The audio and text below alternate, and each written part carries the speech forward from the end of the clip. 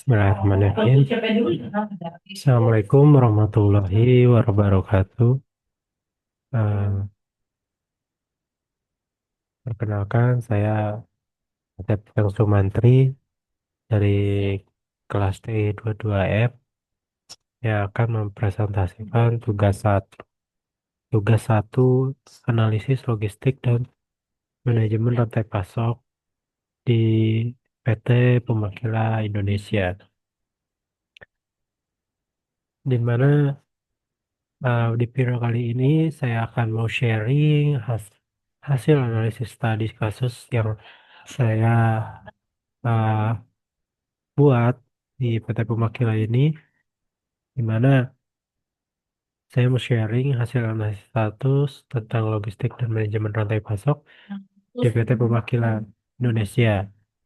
Nah, teman-teman pasti tahu uh, produk dari PT Pemakila Indonesia ini yang paling terkenal itu ada di produk Warnes Pape, di mana yang dibuat itu ada di kawasan KIC perusahaannya di daerah Karawang.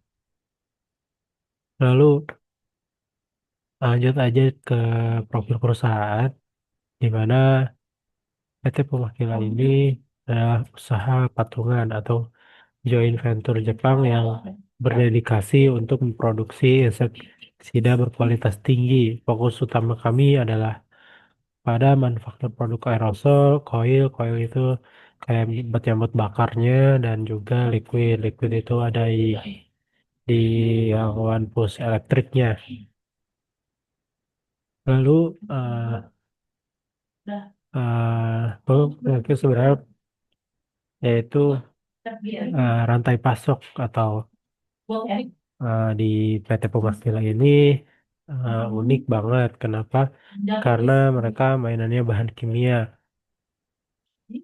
yang alurnya dari sisi hulu, bahan aktif obat nyamuknya itu ternyata nggak beli di warung sebelah, tapi harus impor langsung dari Jepang.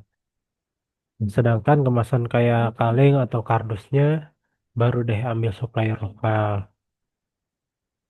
Nah, terus masuk ke internal atau pabrik.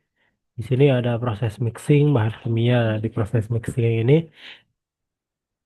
mengelola semua uh, bahan-bahan dasar yang akan diproses di PT Pemakila Indonesia. Nah, di PT Pemakila Indonesia ini ada beberapa line juga di line itu ada line aerosol, line matte, line refill, line gajah, serta ada gudang material, gudang finish good gitu. Nah, terus produk yang di mixing ini diproses lalu ke proses ke peeling atau pengisian gasnya di aerosol, gas-gas aerosol atau kampus vape gitu. Nah, terus setelah produk diproses itu dikirim ke gudang finish good. Di gudang finish good ini prosesnya itu mengelola eh, penyediaan pengiriman itu ya, pengiriman dari eh, pemasok gitu ya, kita ke pemasok daerah-daerah. Nah, jadi di sini ada alur supply chain management. Efisiensi dimulai dari sumber hingga ke tangan konsumen. Yang pertama ada upstream. Nah, upstream ini impor bahan aktif dari Jepang dan kemasan dari vendor lokal. Terus ada internal proses manufaktur yang tadi saya bilang itu ada proses mixing, filling, dan packing di pabrik PT Pemakila Indonesia. Terus ada downstream. Nah, downstream ini distribusi ke gudang pusat, distributor, dan akhirnya ke retail-retail ke warung-warung. Nah, lanjut ke sistem logistik dan tata letak gudang. Nah, ada tiga dan yang pertama ada inbound. Nah, di inbound ini penanganan limbah B3 atau bahan kimia dengan prioritas keselamatan yang tinggi gitu ya. Nah, safety yang ada di Makila juga lumayan ada gitu karena ini kan mainannya bahan-bahan kimia gitu. Lalu ke outbound. Nah, outbound ini distribusi produk ke modern trade dan juga general trade. Lalu ada tata letak gudang. Nah, area kimia dengan ventilasi khusus terpisah dari barang jadi dan dengan rak-rak palet gitu. Lalu ada strategi penyimpanan. Dan bahan kimia atau chemical wajib menggunakan metode FIFO, first expired dan first out. Karena masa keluarga kadaluarsa bahan kimia yang ketat. Sehingga ada bahan kemasan menggunakan metode FIFO, first in, first out untuk menjaga kualitas bahan kemasannya ya, ada kartonnya ya, ya, kaleng-kaleng yang ada di proses produksi yang nantinya diproses gitu. Dan juga ada teknologi, nah penggunaan barcode dan sistem manajemen gudang untuk traceability yang akurat. Nah sebelumnya sih di di gudang finished good ataupun gudang material yang ada di pemakaian ini masih menggunakan pencatatan dengan cara manual. Nah ini beresiko juga ketika menggunakan manual ini mungkin ada yang tidak terhitung gitu ataupun malah menjadi lebih lama dalam proses inventory-nya. Lalu manajemen inventory, nah, ngomong-ngomong tadi manajemen inventory-nya susah, ini ada manajemen inventory menghadapi tantangan permintaan yang fluktuasi.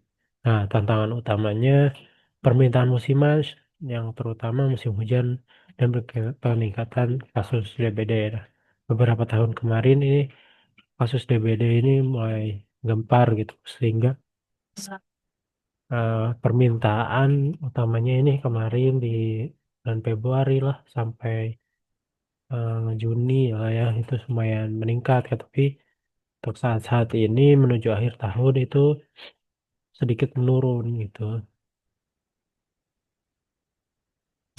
Lalu ada strategi menaikkan buffer stok sebesar 20 sampai 30% menjelang musim hujan.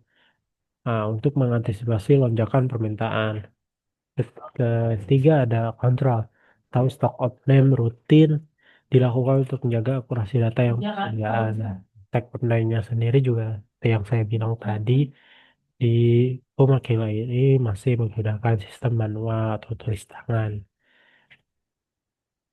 Nah, di sini ada simulasi perhitungan stok. Studi kasus untuk bahan aktif impor, lead time, pemak lead time-nya itu 30 hari gitu dari impor. Nah, pemakaian hariannya itu rata-rata 100 liter per hari. Lalu ada safety stock. Safety stocknya itu 1.500 liter.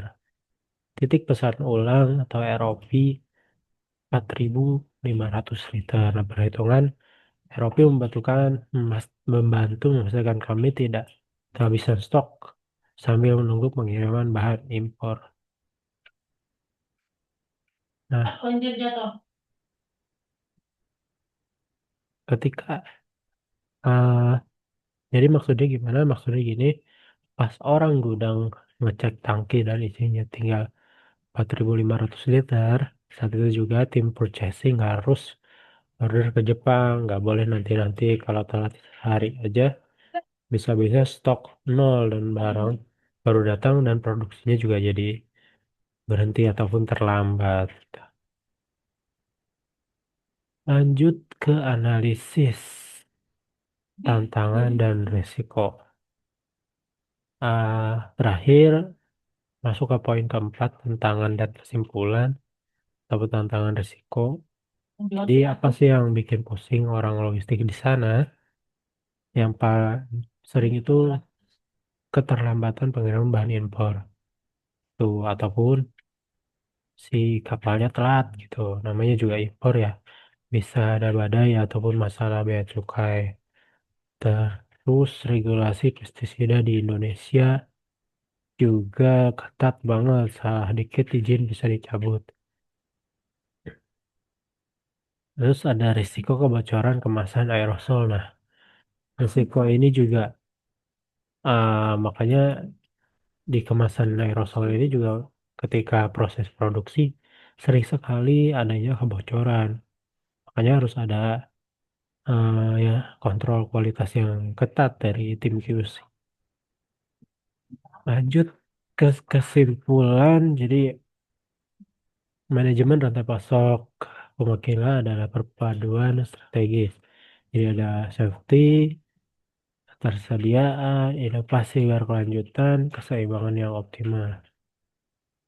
Keempat pilar ini atau dua pilar adalah kunci keberhasilan dari PT Pemhasil Indonesia. Jadi kesimpulannya apa dari studi kasus ini, keberhasilan PT Pemakila itu ada di keseimbangan. Mereka harus imbangin antara safety sama ketersediaan barang, terutama pas musim nyamuk tadi kayak DBD kayak gitu. Integrasi gudang dengan eh, orang produksi itu kuncinya biar produksi pape ini selalu ada di pasaran pas kita butuh.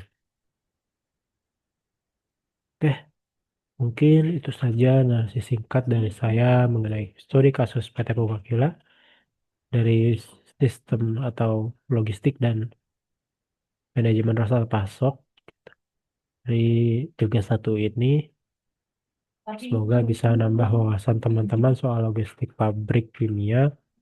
Terima kasih banyak atas perhatiannya. Wassalamualaikum warahmatullahi wabarakatuh.